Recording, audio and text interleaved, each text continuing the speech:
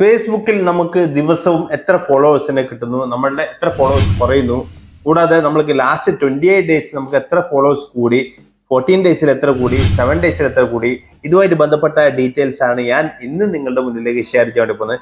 കൂടാതെ നമ്മൾക്ക് ഏറ്റവും കൂടുതൽ സപ്പോർട്ട് കിട്ടുന്ന പ്ലേസ് ഏതാണ്, സപ്പോർട്ട് ഏറ്റവും കുറവ് കിട്ടുന്ന പ്ലേസ് ഏതാണ്, ഇങ്ങനെയുള്ള കാര്യങ്ങളും കൂടി ഇന്നത്തെ വീഡിയോയിൽ ഞാൻ നിങ്ങളായിട്ട് ഷെയർ ചെയ്യാൻ വേണ്ടുന്നത്. അപ്പോൾ വീഡിയോ ലാസ്റ്റ് വരെ കാണുക. വീഡിയോ ഇഷ്ടപ്പെട്ടെങ്കിൽ തീർച്ചയായും ലൈക്ക് ചെയ്യാൻ മറക്കരുത്. ഫേസ്ബുക്കിലാണെന്നുണ്ടെങ്കിൽ ഫോളോ ചെയ്യുക, യൂട്യൂബിലാണെന്നുണ്ടെങ്കിൽ സബ്സ്ക്രൈബ് ചെയ്യുക. അപ്പോൾ വീഡിയോയിലേക്ക് കിടക്കാം. നമ്മുടെ പ്രൊഫൈലാണിത്. ഈ പ്രൊഫൈലിന്റെ ഫ്രണ്ട് ഭാഗത്ത് തന്നെ കാണുന്ന ഈ ഡാഷ്ബോർഡിൽ നമ്മൾക്ക് ക്ലിക്ക് ചെയ്ത് കഴിഞ്ഞാൽ നമ്മൾക്ക് അനലിറ്റിക്സിലേക്ക് പോകും. അതുപോലെ തന്നെ സൈഡിൽ കണ്ടന്റ് കാണാൻ സാധിക്കും, അതുപോലെ തന്നെ കമ്മ്യൂണിറ്റി കാണാൻ സാധിക്കും, അതുപോലെ തന്നെ മോണിറ്റൈസേഷൻ, ഇങ്ങനെയുള്ള കാര്യങ്ങളൊക്കെ ഇവിടെ കാണാൻ സാധിക്കും. നമ്മൾ ഫസ്റ്റ് തന്നെയുള്ള ഈ അനലിറ്റിക്സിൽ ക്ലിക്ക് ചെയ്ത് കഴിഞ്ഞാൽ നമുക്ക് താഴേക്ക് പോയി കഴിഞ്ഞാൽ നമുക്ക് ഇവിടെ കാണാൻ സാധിക്കും ടോട്ടൽ ഫോളോവേഴ്സ്, നമുക്കിവിടെ കാണാൻ സാധിക്കും.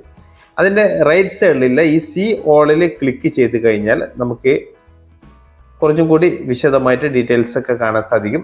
പിന്നെ കഴിഞ്ഞ ദിവസത്തെ ഫോളോവേഴ്സ് എത്രയാണ്, അതിൻ്റെ അടുത്ത ദിവസം ഫോളോവേഴ്സ് എത്ര കൂടി, ഇങ്ങനെയുള്ള കാര്യങ്ങളൊക്കെ കാണാൻ സാധിക്കും. അപ്പോൾ അതിൻ്റെ തൊട്ട് താഴെ നമുക്ക് ഈ ഒരു ഭാഗത്ത് നെറ്റ് ഫോളോവേഴ്സിൻ്റെ ഭാഗത്ത് ഇവിടെ ക്ലിക്ക് ചെയ്ത് കഴിഞ്ഞാൽ നമുക്ക് കുറച്ചും കൂടി ഡീറ്റെയിൽ ആയിട്ട് കാണാൻ സാധിക്കും.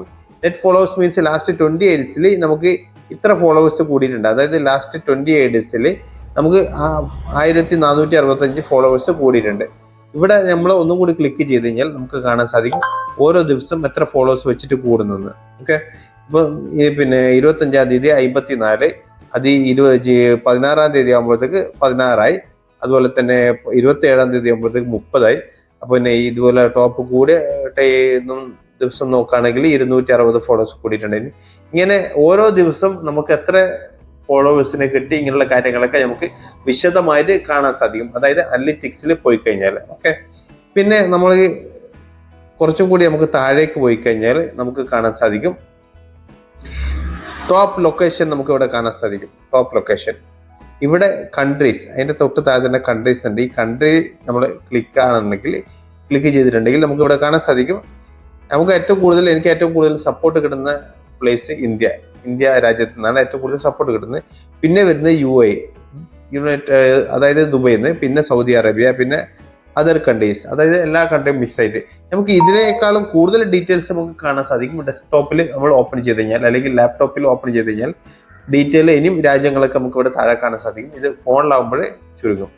പിന്നെ അതുപോലെ തന്നെ നമ്മൾ രാജ്യമാണ് ഇപ്പം കണ്ടിട്ടുണ്ടായത്. ഇനിയിപ്പോൾ അതിന്റെ റൈറ്റ് സൈഡിൽ തന്നെ സിറ്റീസ് എന്ന് കാണാൻ പറ്റും. സിറ്റി മീൻസ് അതായത് നമ്മൾക്ക് പിന്നെ ആദ്യം രാജ്യമാണ് കാണിച്ചിരുന്നത്, ഇപ്പോൾ നഗരങ്ങളാണ്. അപ്പോൾ സിറ്റിയിൽ പോകുമ്പോഴത്തേക്ക് എനിക്ക് ഏറ്റവും കൂടുതൽ സപ്പോർട്ട് കിട്ടിയിട്ടുള്ളത് കൊച്ചിയിൽ നിന്നാണ്. അപ്പോൾ കൊച്ചിക്കാർക്ക് ഒരു പ്രത്യേക താങ്ക്സ് കേട്ടോ, സ്പെഷ്യൽ താങ്ക്സ് എൻ്റെ വക. പിന്നെ അതുപോലെ തന്നെ അതിന് ശേഷം വരുന്നത് കാലിക്കറ്റ്, അതിന് ശേഷം വരുന്നത് തിരൂർ. രണ്ടും ഒപ്പത്തിനൊപ്പം തന്നെയാണ്, കൂടുതൽ ഡിഫറൻസ് ഒന്നുമില്ല ഇവരൊന്നും. പിന്നെ എല്ലാവരും കേരളത്തിന്റെ ഏകദേശം ഒട്ടുമിക്ക മലയാളീസും നല്ല രീതിയിൽ തന്നെ സപ്പോർട്ട് ചെയ്യുന്നുണ്ട്. വളരെ വളരെ നന്ദിയുണ്ട്. പിന്നെ ബാക്കി അതിനുശേഷം അതേഴ്സിനില്ല, മൊത്തത്തിലെ എല്ലാ പിന്നെ പ്ലേസും മിക്സ് ആക്കിയിട്ടുള്ളതാണ് ലാസ്റ്റ് കാണുന്നത്. ഞാൻ പറഞ്ഞു ലാപ്പിലും അതുപോലെ തന്നെ ഡെസ്ക്ടോപ്പിലൊക്കെ നോക്കുകയാണെങ്കിൽ കുറച്ചും കൂടി പിന്നെ ഡീറ്റെയിൽ ഇതിൽ കാണാൻ സാധിക്കും. ഇത്രയൊന്നും പ്ലേസ് അല്ല, കൂടുതലും പ്ലേസ് കാണാൻ സാധിക്കും. ഇത് ഫോണിലായത് കൊണ്ടാണ് ഇത്ര ചുരുങ്ങിയിട്ടുള്ളത്. അപ്പോൾ ഇങ്ങനെയുള്ള കാര്യങ്ങളൊക്കെ നിങ്ങൾക്ക് നോക്കിയിട്ട് മനസ്സിലാക്കാൻ സാധിക്കുന്നതായിരിക്കും. പിന്നെ കൂടാതെ അതിൻ്റെ കൂടെ വേറെയും ഒരുപാട് ഡീറ്റെയിൽസും കാര്യങ്ങളൊക്കെ ഉണ്ട്. ഏജ് വെച്ചിട്ട്, അതുപോലെ തന്നെ നമ്മൾക്ക് ഏത് കണ്ടന്റാണ് ഏറ്റവും കൂടുതലും പോകുന്നത്, ഏത് ടൈപ്പ് കണ്ടന്റാണ്, വീഡിയോ ആണോ, റീലാണോ, ഫോട്ടോ ആണോ, ഇങ്ങനെയുള്ള കണ്ടന്റ് തരംതിരിച്ചിട്ട് നമുക്ക് മനസ്സിലാക്കാൻ സാധിക്കും. അപ്പം നിലവിൽ നിങ്ങൾ അവിടെ അനലിറ്റിക്സിൽ പോയി കഴിഞ്ഞാൽ ഏകദേശം കാര്യങ്ങളൊക്കെ മനസ്സിലാക്കാൻ സാധിക്കും. ഇത് നമുക്ക് ഏറ്റവും കൂടുതൽ ഉപകാരപ്പെടുന്ന കാര്യം ഞാൻ നിങ്ങളിലേക്ക് ഷെയർ ചെയ്തെന്നുള്ളൂ.